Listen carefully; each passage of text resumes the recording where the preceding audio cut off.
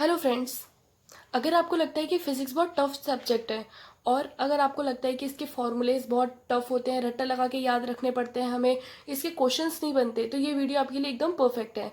अगर आपको Doppler effect और ट्रांजिस्टर के फॉर्मूलेज को लर्न करने में या इसके क्वेश्चंस होने में प्रॉब्लम हो रही है तो इस वीडियो को पूरा देखिए। उसके बाद अपना फॉर्मूले को रिवाइज करिए और अपने में रिवाइज करके उसके क्वेश्चंस करिए, फिर देखिए आप कितनी इजीली इसको कर पाते हैं।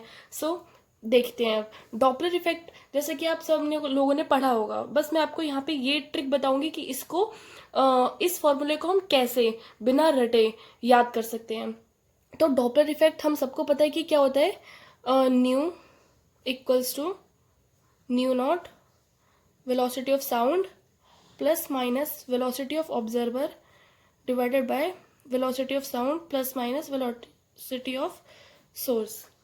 तो ये फॉर्मूला होता है डॉपलर इफेक्ट। इसमें क्या है कि एक सोर्स होता है और एक ऑब्जर्वर होता है। एक सोर्स होता है, एक ऑब्जर्वर होता है। सोर्स क्या करता है? सोर्स इसे बोलते हैं जो हमारी साउंड निकालेगा और कुछ उसकी फ्रीक्वेंसी होगी, और ये ऑब्जर्वर जिसको उस साउंड को ऑब्जॉर्ब करेगा। अब अगर ये दोनों मूव कर रहे हो, अगर ये दोनों सेम डायरेक्शन में मूव कर रहे हो, अगर ये दोनों डिफरेंट डायरेक्शन में मूव कर रहे हो, और अगर कोई रेस्ट पे हो, कोई मूव कर रहा हो, या कोई रेस्ट पे हो, कोई मूव कर रहा हो, तो इसके लिए बहुत सारे कंडीशंस होते हैं हम जो याद नहीं रख पाते हैं। ठीक है, तो हमें ये फॉर्मूला भी हम याद करने में प्रॉब्लम होती है कि प्लस माइनस हम कब लें, कब ऑब्जर्वर ऊपर आएगा या सोर्स ऊपर आएगा, है ना। तो यहाँ पर क्या है कि ये है फ्रीक्वेंसी, एपरेंट फ्रीक्वेंसी। ये है एपरेंट फ्रीक्वेंसी और ये है ओरिजिनल फ्रीक्वेंसी। जो हमारा सोर्स जो हमारी साउंड निकालेगा वो है ओरिजिनल फ्रीक्वेंसी, और ऑब्जर्वर जो साउंड सुनेगा उसकी जो फ्रीक्वेंसी होगी वो हमारी एपरेंट फ्रीक्वेंसी। ये है हमारी वेलोसिटी ऑफ साउंड और ये है हमारी वेलोसिटी ऑफ ऑब्जर्वर और ये है हमारी वेलोसिटी ऑफ सोर्स। अब इसको कैसे याद रखें? तो एक सिंपल सी ट्रिक है। अब आप देख सकते हैं कि कहीं पर भी ऑफिस में ऑफिसर क्या होते हैं, उनको हायर पोजीशन मिलती है और सर्वेंट को लोअर पोजीशन। तो आप इसको ओ को रख सकते हैं एज याद करने के लिए आप रख सकते हैं ओ मतलब ऑफिसर हमेशा ऊपर रहेगा, और एस मतलब सोर्स, जो एस मतलब सर्वेंट, सर्वेंट जो है हमेशा नीचे रहेगा, ऑफिसर के नीचे। तो इससे हमें एक चीज याद हो गई कि वी ओ ऑफिसर ऊपर रहेगा, और V S velocity of source, जो एस मतलब सर्वेंट जो हमेशा नीचे रहेगा। एक चीज याद हो गई। अब हमें दूसरी चीज याद करनी है कि कब हम प्लस माइनस लगाएं, कब प्लस लगाएं, कब माइनस, और कब नीचे ऊपर क्या करेंगे। तो अगर सोर्स और ऑब्जर्वर दोनों एक दूसरे के पास आ रहे हो, अब हम इतना तो सोच ही सकते हैं कि अगर ये दोनों पास में आएंगे इसका मतलब कि जो फ्रीक्वेंसी एपरेंट फ्रीक्वेंसी है साउंड की वो इंक्रीज होगी। तो ये एपरेंट फ्रीक्वेंसी है, और अगर ये दोनों पास में आ रहे हैं तो एपरेंट फ्रीक्वेंसी इंक्रीज होगी। तो हमें इंक्रीज होने के लिए इस फॉर्मूले में क्या करना पड़ेगा? अब ये तो पता ही है कि यहाँ पर न्यूमरेटर बड़ा होगा तो ये वैल्यू बड़ा होगी, और जितना ये छोटा होगा तो ये वैल्यू बड़ा होगी। तो हमें इस अगर ये दोनों पास में आ रहे हैं तो इसको बड़ा करने के लिए हमें क्या करना होगा? यहाँ पे तो प्लस रखना होगा, जिससे कि न्यूमरेटर बड़ा हो जाएगा तो ये भी बड़ा हो जाएगा, और डिनोमिनेटर को छोटा करना होगा, इसलिए हम माइनस कर देंगे। तो डिनोमिनेटर छोटा तो ये फ्रीक्वेंसी बड़ी हो जाएगी। लेकिन अगर ये सोर्स और ऑब्जर्वर दूर जा रहे हैं, अगर ये दोनों दूर जा रहे हैं कि ये साउंड निकालना है, ये सुनने वाला है, ये दूर जा रहा है, तो ऑब्वियसली हमें इतना तो सोच ही सकते हैं कि जो ऑब्जर्वर ऑब्जर्व करेगा साउंड की उसकी फ्रीक्वेंसी कम होगी, एपरेंट फ्रीक्वेंसी कम होगी ओरिजिनल से। तो हमें अब अगर ये दोनों दूर जा रहे हैं तो इसको क्या करना पड़ेगा? एपरेंट फ्रीक्वेंसी को कम करना पड़ेगा, और एपरेंट फ्रीक्वेंसी को कम करने के लिए हम क्या करेंगे? न्यूमरेटर को कम कर देंगे, डायरेक्टली प्रोपोर्शनली इनवर्सली, है ना। तो न्यूमरेटर को कम करेंगे मतलब यहाँ पे नेगेटिव लगा देंगे, है ना। और अगर और डिनोमिनेटर को बड़ा करना पड़ेगा इसको कम करने के लिए। तो इसको बड़ा करने के लिए हम क्या करेंगे, यहाँ पे प्लस का साइन लगाएंगे। इस बार में अगर वो दूर जा रहे हो तो यहाँ पे हम क्या करेंगे, प्लस का साइन लगाएंगे, तो डिनोमिनेटर बड़ा होगा तो हमारी एपरेंट फ्रीक्वेंसी आएगी वो कम आएगी।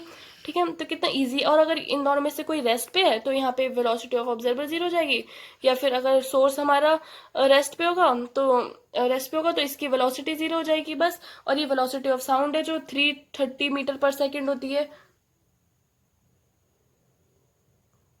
तो अब हमें तो ये बहुत इजीली याद हो गया, ये डॉपलर इफेक्ट का इतना कॉम्प्लेक्स फॉर्मूला जो हमें याद रखना पड़ता है कि कब हम वेलोसिटी ऑफ ऑब्जर्व को प्लस करें, कब माइनस करें, कौन से ऊपर आएगा कौन से नीचे। सिंपल से ट्रिक है। ओ मतलब ऑफिसर ऊपर रहेगा, एस मतलब सर्वेंट नीचे रहेगा। अगर ये दोनों पास में आ रहे हैं तो अपरेंट फ्रीक्वेंसी इंक्रीज होगी। इंक्रीज करने के लिए इसको बढ़ा देंगे, इसको घटा देंगे, बढ़ाने के लिए प्लस करेंगे और कम करने के लिए माइनस। और अगर ये दोनों दूर जा रहे होंगे तो इसको हमें कम करना पड़ेगा, कम करने के लिए इसको भी कम कर देंगे और इसको इंक्रीज कर देंगे जिससे कि हमारी कम आ जाए। ओके, सो अब देखते हैं हम ट्रांजिस्टर की ट्रिक। तो हमारे पास ये तो पता है हमें कि ट्रांजिस्टर कैसा होता है, और उसके जो है 3 साइड्स होती हैं, बेस, कलेक्टर, एमीटर। और इसको 4 करने के लिए एक चीज हमारी कॉमन होती है सर्किट में। तो अब हम देखते हैं, ये लिख लेते हैं यहाँ से। मैं यहाँ पे इतना ट्रिक बताऊंगी कि करंट एम्पलीफिकेशन के फॉर्मूले के, क्योंकि जब क्वेश्चंस करते हैं तो इतनी याद रखना पड़ता है, कंफ्यूजन होती है कि आईसी का करंट ऊपर आएगा या आई या आई बी, किस केस में क्या होगा। तो उसके लिए बताती हूँ। तो अगर हमारा कॉमन बेस होगा तो इसके लिए यहाँ पे, और अगर हमारा कॉमन एमीटर होगा तो ये, और कॉमन कलेक्टर होगा तो इसके लिए हम ऐसे लिख लेते हैं एक बार। अब आपको ना ये फॉर्मूला लर्न करने के लिए एक चीज, 2 सेंटेंस याद करने पड़ेंगे। जैसे एक गाना आया था ना, बेबी को बेस पसंद है, लाइक डैट। हमें एक चीज याद करनी पड़ेगी कि इनपुट को बेस पसंद है और आउटपुट को कलेक्टर पसंद है। ओके, एक सिंपल सी चीज है कि इनपुट को बेस पसंद है और आउटपुट को कलेक्टर पसंद है, बस ये याद रखना। फिर तीनों के फॉर्मूले बहुत इजीली आ जाएंगे। अब देखते हैं कैसे। तो हमें इसमें क्या करना है कि हमें पता है कि 2 चीजें, 3 साइड्स होती हैं वायर और एक कॉमन होता है। ठीक है, तो ये इनपुट है, ये आउटपुट है। तो इनपुट को बेस पसंद है और आउटपुट को कलेक्टर पसंद है। एक चीज कॉमन होगी, बेस। तो बेस तो कॉमन हो गया, एक बार यहाँ आ गया एक बार यहाँ आ गया, तो यहाँ पे हम क्या लिख देंगे, अमीटर। और अब तो करंट एम्पलीफिकेशन क्या होता है, अल्फा। अल्फा क्या होता है, आउटपुट करंट। तो आउटपुट करंट क्या होगा, आईसी। और इनपुट करंट क्या होगा, आई, लाइक दैट। अगर जैसे ये तो करंट एम्पलीफिकेशन का है कि करंट एम्पलीफिकेशन का है, और यही हमें अगर वोल्टेज एम्पलीफिकेशन का कराना हो तो आईसी, जैसे वी क्या होता है, आई आर। यहीं पे हम लिख देंगे आर आउटपुट, और ये तो बहुत सिंपल है ना। तो ये चीज तो याद करने के लिए बता रही हूँ कि अब इसके लिए क्या क्या होगा कि इनपुट को बेस पसंद है, इसको कलेक्टर पसंद है, और एमीटर कॉमन है, तो ये ऐसा हो गया है ना। तो यहाँ पे हमारा करंट एम्पलीफिकेशन क्या होगा कि आई आउटपुट, और आई आउटपुट में क्या होगा, आईसी। और इनपुट में क्या होगा, यहाँ से आई बी। ऐसे ही हम वोल्टेज का एम्पलीफिकेशन निकाल देंगे, आई ये रहेगा और आर आउटपुट और आर इनपुट कर देंगे, है ना। और इसके लिए इनपुट को क्या पसंद है, बेस। आउटपुट को क्या पसंद है, कलेक्टर। एक कलेक्टर इधर कॉमन आ गया, एक इधर लगा दिया, एक इधर एमीटर लगा दिया। अब हम निकाल लें करंट एम्पलीफिकेशन की, कितना करंट एम्पलीफाई हुआ। अगर हमें क्वेश्चन में कुछ ना दिया हो ना तो मतलब वो कॉमन एमीटर का है। अगर वरना मेंशन हो तो फिर हमें याद करना पड़ेगा। और अब अगर इसके लिए कॉमन कलेक्टर के लिए करंट एम्पलीफिकेशन लगाएंगे तो आई आउटपुट, और आई आउटपुट क्या होगा, आई। और आई इनपुट क्या होगा हमारा, आई बेस का। तो ये हो गया बेस, ये हो गया एमीटर, और ये हो गया हमारा